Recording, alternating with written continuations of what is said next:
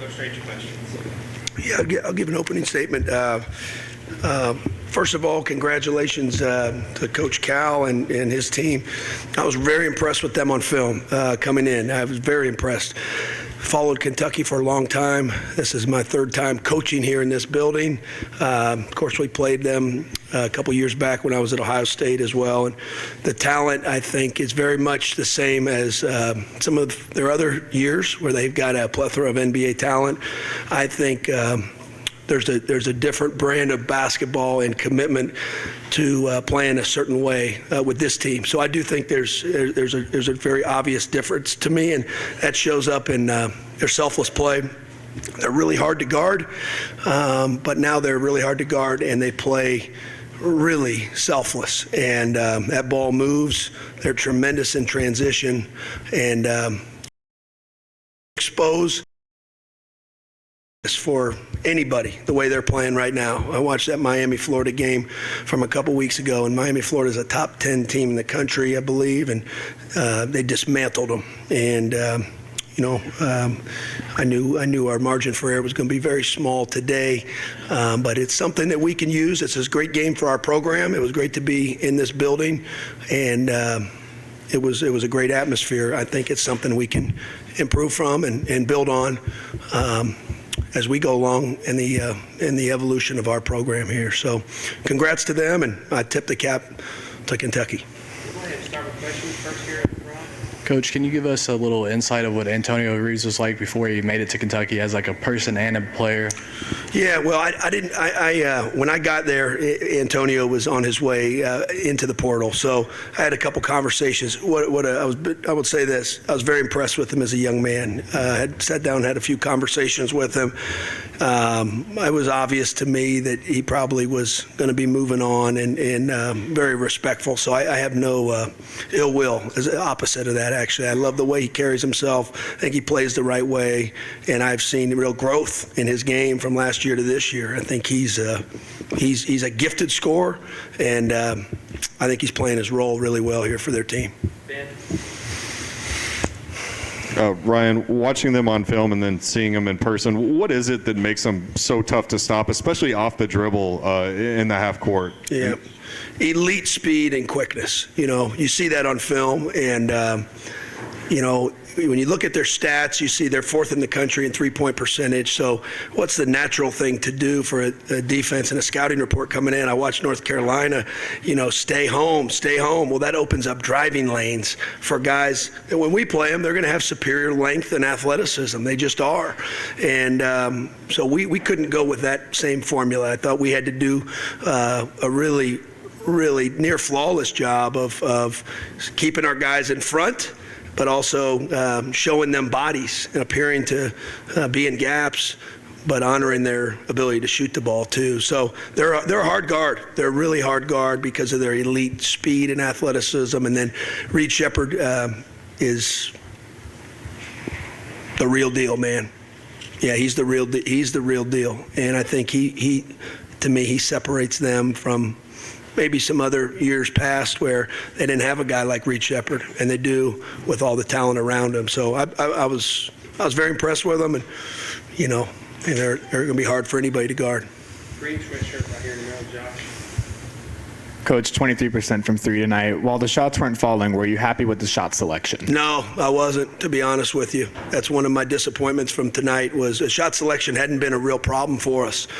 Making shots, open shots has been, but I have strong belief that we'll find our way to knocking shots down if we continue to take the right shots. I thought tonight we pressed a little bit, and I wasn't happy. This is one of the few games where I would say I wasn't real pleased with our shot selection, if I'm just being real blunt with you, and made that clear to our team. And again, we got to learn. We're a work in progress here, but for us to be able to compete at the top end of our conference, which is a damn good basketball conference, your basketball character has to be at an elite level in our conference. It's not all based on just raw athleticism and just pure talent. It's based on a mixture of that and high-level basketball character, IQ, and understanding of your strengths and weaknesses. And I didn't think that was not a strength of ours tonight.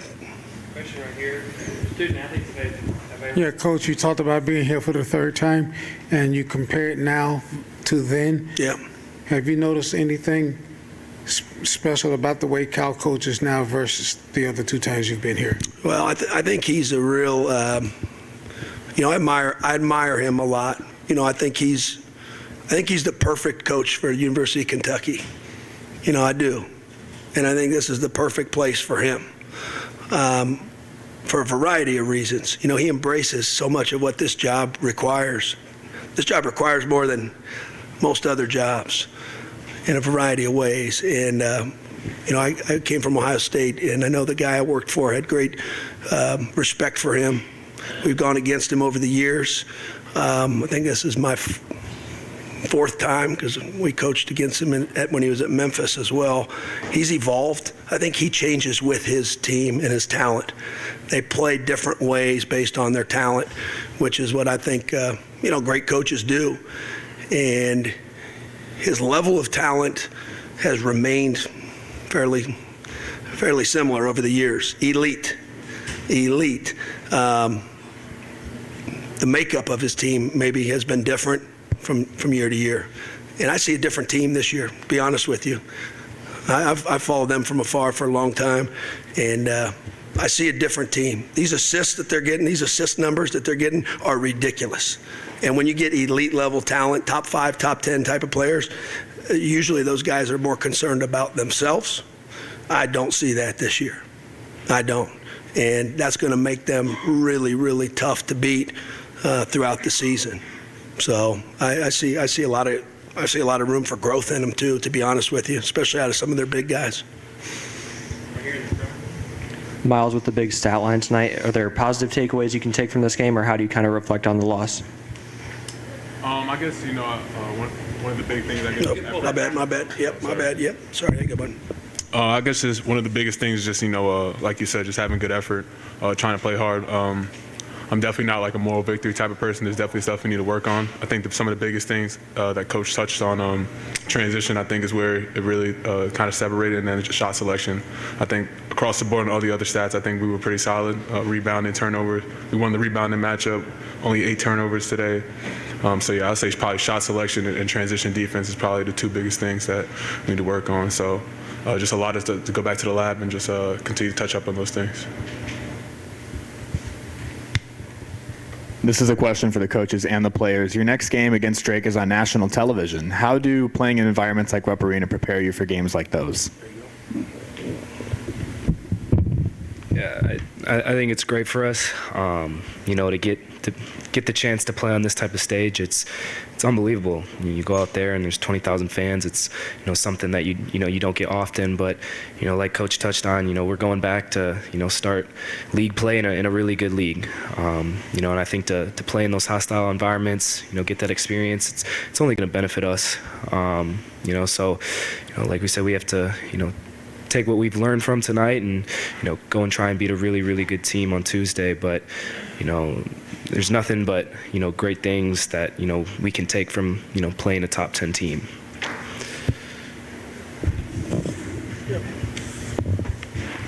I'd echo that. I would echo that as well. And I told the guys afterwards, I think perspective's required as well. I don't want to pacify this and say, hey, we just lost to a great team.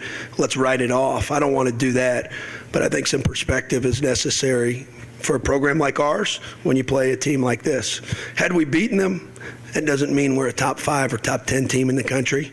There was such a small margin of error for any team that comes in here. We understood that, but we got to be better. For us to beat them would require not perfection, but it would probably require close to our best.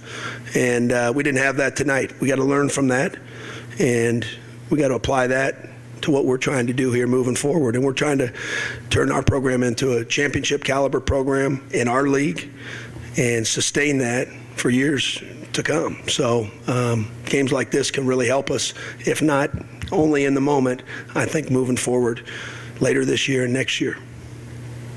Dalton, playing against some of the best guards in the country, what do you kind of take away from this game, and how do you apply it moving forward? Yeah, I think it was great. You got guys like Dillingham, Shepard, Wagner. They're, high-level players. There's reasons that they're on mock drafts. There's reasons that, they were so highly recruited out of high school. So, I looked at it as a challenge, a challenge to go compete. I felt like I did that to the best of my ability. But, it's always great to, see what it's like to, play against the best and, take what you can from that and try and improve your own game and get better. But, those guys played well.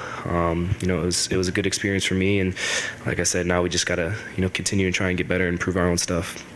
That's the one for the rest of the year. Thank you. Thank you. Thanks, guys.